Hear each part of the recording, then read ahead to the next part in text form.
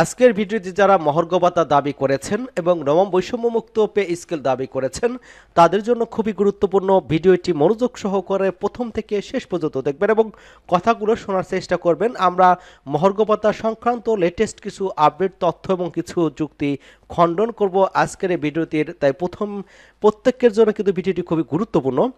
আপনারা দেখতে পাচ্ছেন যে সোমবার 10 ফেব্রুয়ারি 2025 এই সংবাদটি প্রকাশিত। নবম পে স্কেল মহার্ঘ ভাতার দাবি সমাধানের আশ্বাস।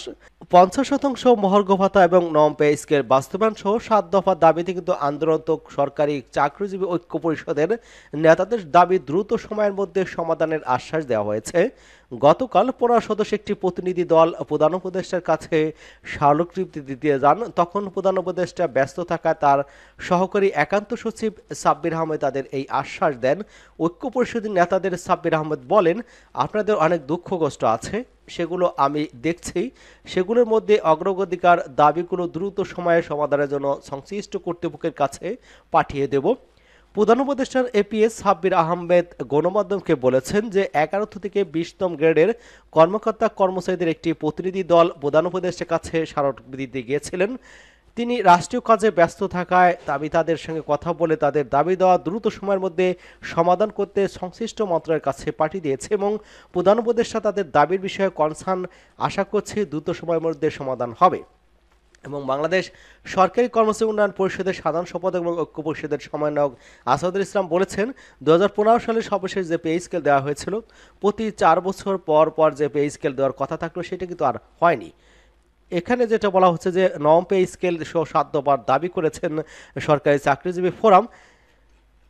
বিগত সরকার পে স্কেল নিয়ে আন্দোলন এবং মানববন্ধন করা হলেও তাতে কোনো কর্ণপাত করেনি। অন্তর্বর্তীকালীন সরকার ইতিমধ্যে বিষয়টি নিয়ে মিডিয়াতে খুব মুখ খুলেছে এবং তারা পে স্কেল এবং বৈষম্য নিয়ে ভাবছে। নবম পে স্কেল সহ 7 দফা দাবি রয়েছে সরকারি চাকরিজীবী ফোরামের পক্ষ থেকে। মূলত বেতন বৃদ্ধি থেকে বেতন বৈষম্য নিরসন বারবারই কিন্তু তাগিদ দেওয়া হচ্ছিল, কিন্তু বিগত সরকার তা আমলে নেয়নি।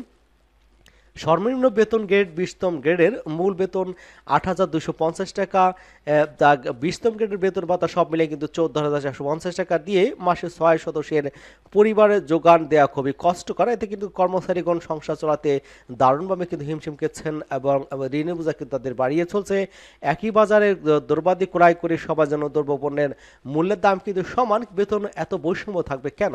সরকারি চাকরিজীবীদের সর্বোচ্চ এবং সর্বনিম্ন মূল বেতনের চরম সময় বিরাজ করছে। বর্তমান মূল্যস্ফীতির সময়ে কর্মচারীদের বেতনের টাকা দিয়ে মাস চালানো কিন্তু অসম্ভব হয়ে পড়েছে। বৈষম্যটা আসলে কোথায় একটু মাথা খাটান প্লিজ। এর প্রথম গ্রেডে 78,000 টাকা, কিন্তু 20তম গ্রেডে 8,250 টাকা। এছাড়া প্রথম গ্রেডের উপরের আরও 2টি গ্রেড রয়েছে। 10 নং এর মোট পার্থক্য হচ্ছে 65,500 টাকা। অপরদিকে গ্রেড 11 থেকে 20-এর পার্থক্য মাত্র 4,250 টাকা। বৈষম্য 65,550 টাকা, 4,250 টাকা থেকে 61,250 টাকা কিন্তু এখানে চরম বৈষম্য রয়েছে। সকল ডিপার্টমেন্টের সকল পদের কর্মচারীদের পদোন্নতি থাকবে। পদোন্নতি পদ না থাকলে 5 বছর পর পর উচ্চতর গ্রেড প্রদান করতে হবে। 20টা গ্রেড সংখ্যা কমিয়ে 12টা গ্রেড করা হোক। টিফিন ভাতা উল্লেখ করে মাসে 200 টাকা পেয়ে থাকে। 200 টাকায় কয়দিন টিফিন খাওয়া যায় প্রশ্নটি সবার কিন্তু নীতি নির্ধারকের কাছে রয়ে গেছে। এবং নবম জাতীয় পে স্কেল ঘোষণা, পূর্বের ন্যায় টাইম স্কেল সিলেকশন গ্রেড পুনর্বহল, মহামান্য রাষ্ট্রপতি প্রধানমন্ত্রীর কার্যালয়ে সচিবালয়ের কর্মকর্তা কর্মচারীদের টিপটপ ভাতা প্রদান, 100 পেনশন পুনর্বহল, পেনশন গ্র্যাচুইটি হার 1 থেকে 500 টাকা নির্ধারণের জন্য জনপ্রশাসন মন্ত্রণালয়ের কর্মকর্তা কর্মচারীদের কল্যাণে সমিতির সাধারণ সম্পাদক আবেদন করেছেন। দাবি সহ নিষ্পত্তির প্রয়োজনীয় ব্যবস্থা গ্রহণের জন্য আবেদন অনুরূপী জনপ্রশাসন মন্ত্রণালয়তে অর্থ মন্ত্রণালয়ে প্রেরণ করা হয়েছে।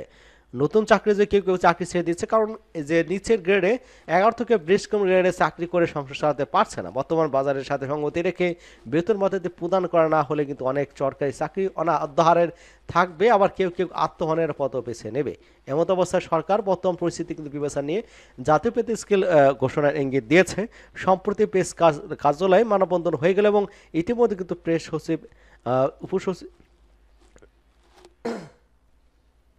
ইতিমধ্যে কিন্তু প্রধান উপদেষ্টা এফিসের সাথে সাক্ষাৎ করেছে এবং তিনি আশ্বাস দিয়েছেন যে এই দাবি দেওয়া মেনে নেওয়া হবে। তো দেখা যাক সেটা কতদূর এগোয়। তো আপডেট নিউজ শোনার জন্য আমাদের চ্যানেলকে যারা এখনো সাবস্ক্রাইব করেননি চ্যানেলটি সাবস্ক্রাইব করে আমাদের সাথে থাকুন।